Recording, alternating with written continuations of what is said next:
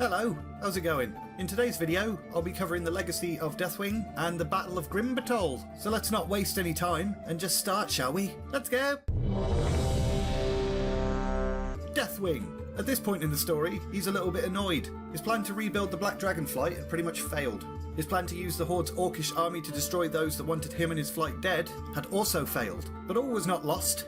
The Dragonmaw still held Alexstrasza captive, plus a lot of her eggs. He could just claim all her dragon babies and make them his dragon babies. But first, he needed to make sure the Dragonmaw orcs didn't get wiped out by the Alliance. To do this, he put on a little moustache and became Davil Prasta again. He also called his son and daughter, Nefarian and Onyxia. They also wore little moustaches. Disguised as human nobles, they spread distrust and resentment among the other nobility. Old rivalries flared among the Alliance kingdoms, and fierce arguments occurred almost daily. The escape of Orgrim Doomhammer was an unexpected gift. Deathwing and his family ensured Alliance scouts and raiding parties always returned with bad information. The hunt for the remnants of the Horde was a dumpster fire. Everybody in the Alliance looked at each other as if they couldn't tell their arse from their elbow. Now Deathwing could turn his focus to the Dragonmaw. The orcs would never trust him or obey his commands, so he sent dark dreams to Necro's Skullcrusher. These dreams offered a premonition that the Alliance were going to come to Batol and beat them up. To sell this further, Deathwing arranged for a small Alliance party, led by the mage Ronin, to stumble upon the Dragonmaw's super-secret lair.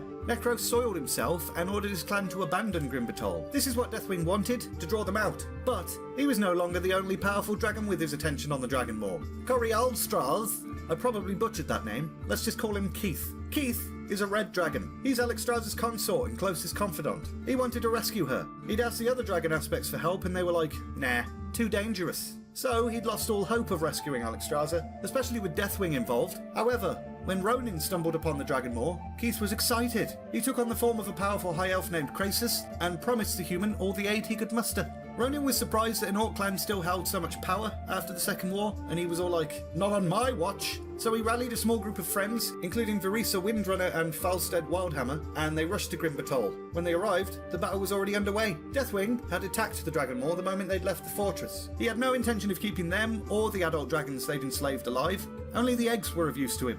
But his brazen assault had caused something that he hadn't intended. Alexstrasza broke free from her chains, and before Necros could react and use the demon soul to destroy her, she ate him. And then she turned her attention to Deathwing. And then something even more magical happened. Isira, Nosdormu and Malagos arrived, and they were all like, we lied! We're here to save the day! With the 5 dragon aspects battling out in the sky, Ronin and his mates focused on the orcs and the demon soul. Ronin saw a flaw in the ancient artifact and destroyed it, and the power inside the relic escaped and returned to its original owners. And Deathwing didn't really stand a chance. The newly empowered dragons forced him to flee, and he would not be seen again for many years to come. The survivors in the Dragonmaw clan also ran away. There weren't many of them left, and the clan itself would never regain its former power. With Deathwing gone, so too was Lord Davil Prasta, and yet they still didn't make that connection. Onyxia was forced to carry on her father's work, and she bloody loved it. Lordorun's relationships with the other kingdoms was continuing to deteriorate, and Onyxia decided she wanted to spread her influence to Stormwind. So she put on a little moustache and became Lady Katrana Presta.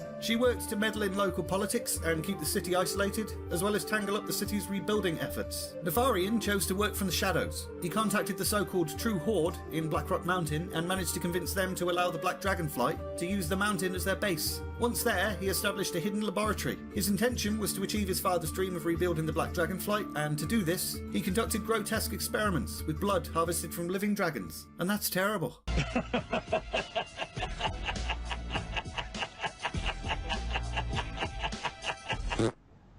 And we're leaving it there! Some of the recurring villains in Warcraft have a real Saturday morning cartoon feel to them, in my opinion. There's only so many times a plan can fail before you start looking at them like, you're actually an idiot, aren't you? In Monday's video, I'll be covering more Chronicle Volume 3 stuff, Forgotten Oaths, Call of the Old Gods, and hopefully new legacies if the video doesn't run too long. And then Wednesday and Friday's video, we'll be starting Chronicle Volume 2 and looking at the history of Draenor a little bit. So, if you want to see those videos, make sure you're subscribed. If you enjoyed this video, press the like button, talk to me in the comments, and all that's left to say is, thanks very much for watching, and see ya!